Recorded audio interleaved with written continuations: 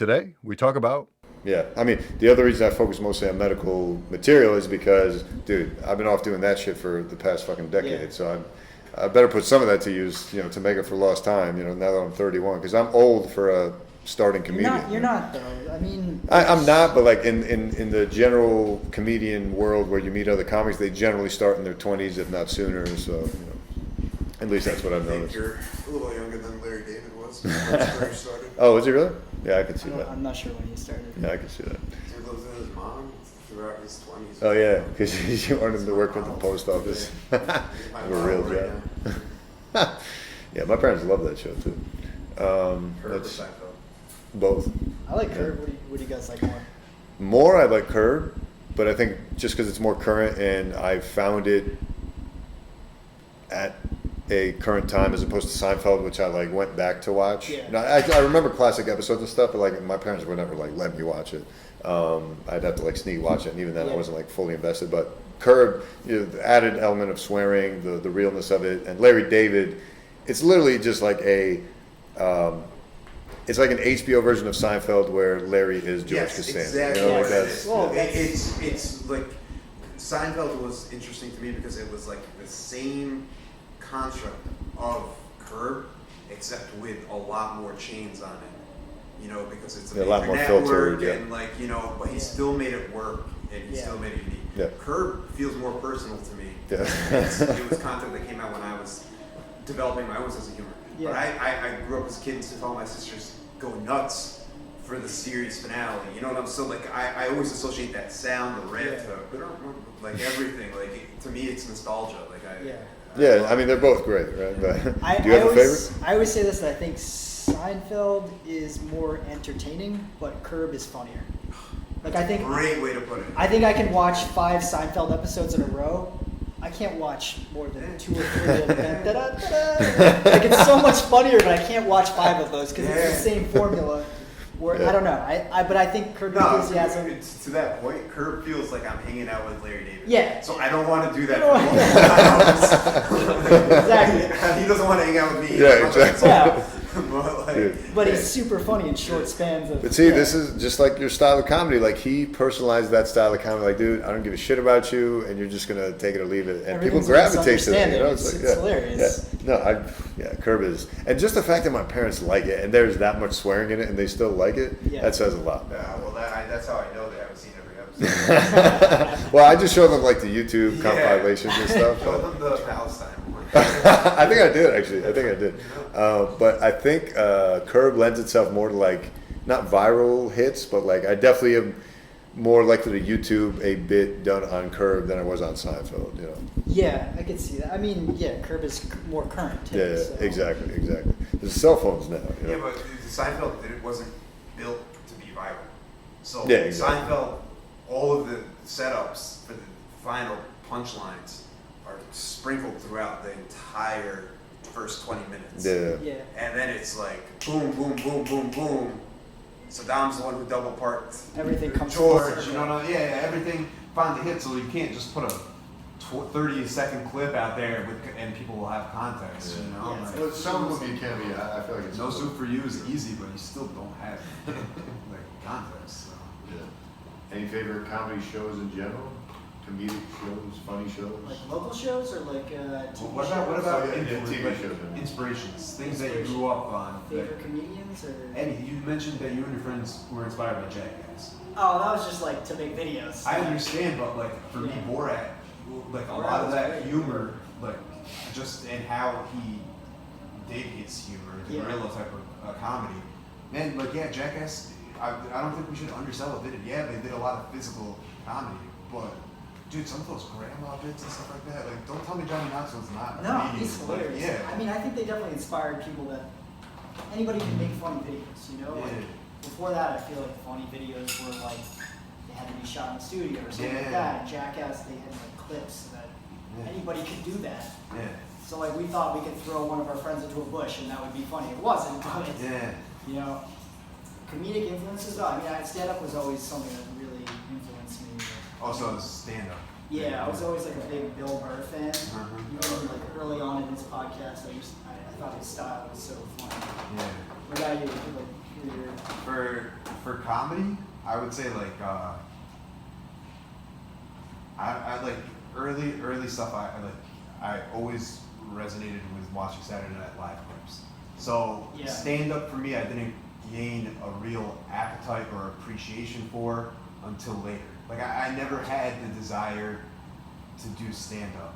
I always wanted to do bits. I always wanted to do a skit. You know, like Yeah. I like that stuff more. So, but for physical comedy, fucking Rowan Atkinson, Bean. Mr. Bean was. Oh yes, Dude, like that was he is, very he young. is, Yeah, when I was a kid, that was the first guy where I was yeah, like, this is universal. yeah. He didn't talk, and he hit certain ticks that like no matter where you are in the world, and they would always play. I'd always see him on airplanes. Yeah. So it would always be something that they felt comfortable enough to play on any airline, no matter where you're flying to or coming from. Yeah, I mean, yeah. Sometimes he like That's why Seinfeld's so big. he like crossed the line a bit. Akin to Seinfeld, they didn't avoid the line. Sometimes they got close to it, but it Well, that's was where still the good. debate of what is clean and what's Yeah, not what's clean. line, Is it yeah. not saying the F word? Is it not talking about sex? You know, it's kind of, you have a little bit of leeway. It goes back to what we were talking about As long as earlier. you're clever True, about it. true. Exactly. What we were talking about earlier is like, listen, as long as you're clever and you actually execute a joke well and skillfully, any topic technically could be not Broached, If yeah. you know what you're doing, course, which yeah. is hard to do. It's not easy to do. It's a skill you learn, right? I mean, listen, I understand what you're saying. I just think that we're underselling how the climate's changing.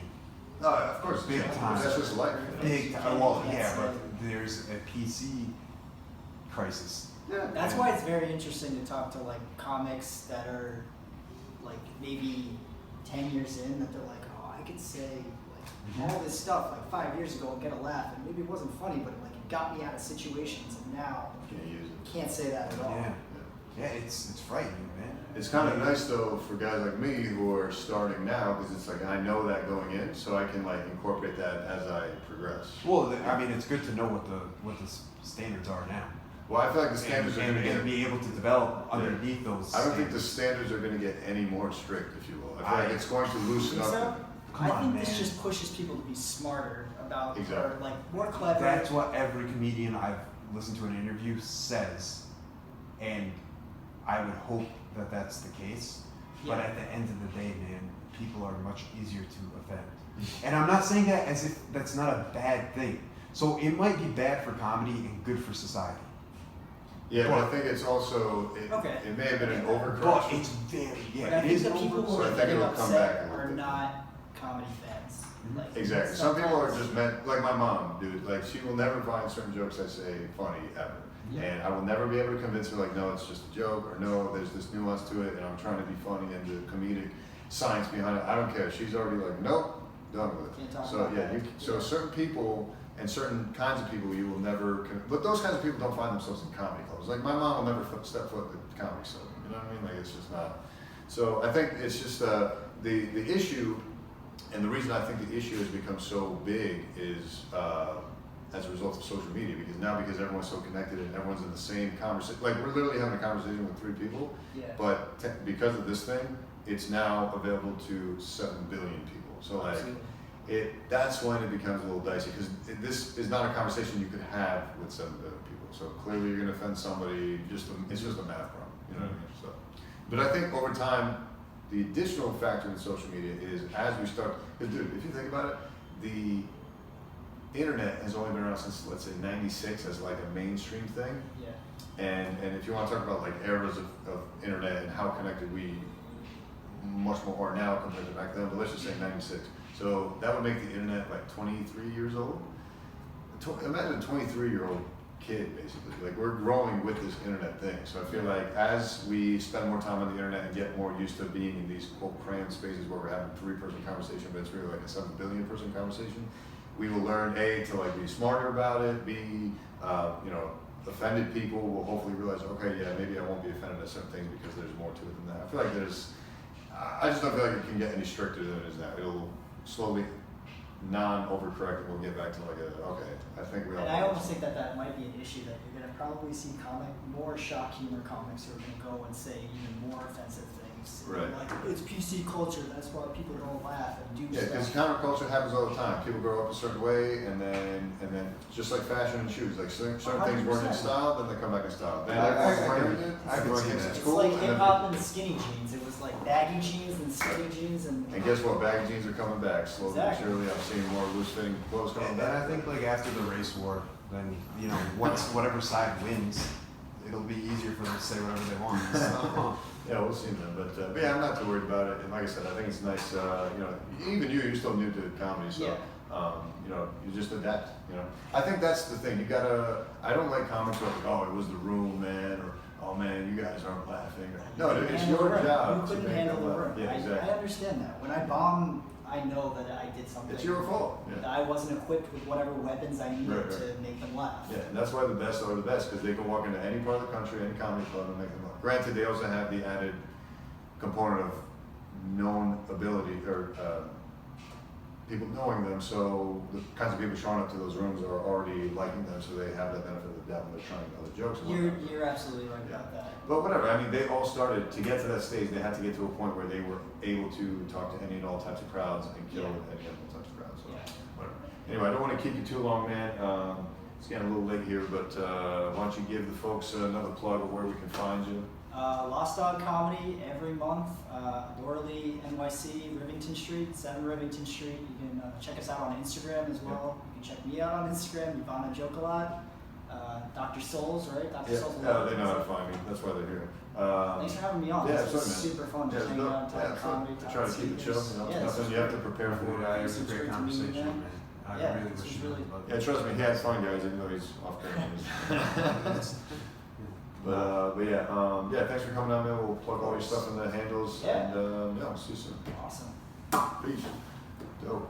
The microphone battery died because I've been doing so many of these. Not midway through, I got at least an hour in, and then I caught it, and then I caught the Yeah, rest. this is So I got really the fun. rest of the audio on here, so we should be good. Yeah, but